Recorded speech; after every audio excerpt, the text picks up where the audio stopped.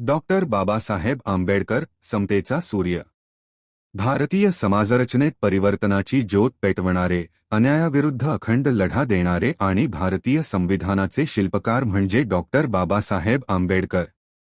ते केवळ विद्वान, अर्थतज्ज्ञ, कायदेपंडित नव्हते, तर लाखो शोषित, वंचित आणि दुर्बल लोकांचे आशास्थान होते. बालपण आणि संघर्ष. डॉक्टर बाबासाहेब आंबेडकर यांचा जन्म 14 एप्रिल 1891 रोजी महू, मध्य प्रदेश येथे झाला.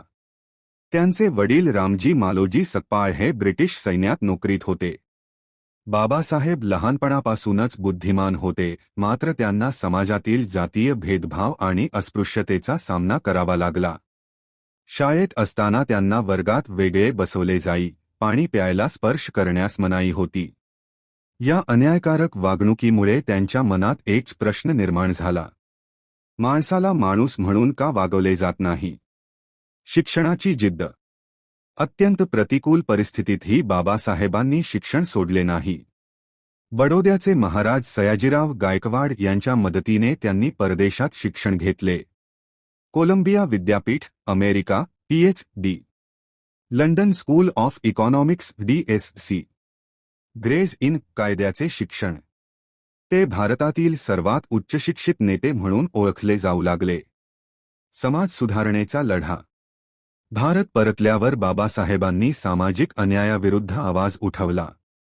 महाड सत्याग्रह 1927, सर्वांसाठी पाण्याचा हक्क.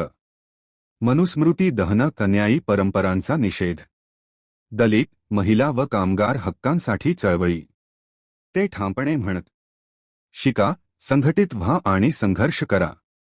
भारतीय संविधानाचे शिल्पकार. स्वातंत्र्यानंतर बाबासाहेबांना भारतीय संविधान मसुदा समितीचे अध्यक्ष नेमण्यात आले. त्यांनी संविधानात समानता, स्वातंत्र्य, बंधुता, सामाजिक न्याय या मूल्यांचा समावेश केला.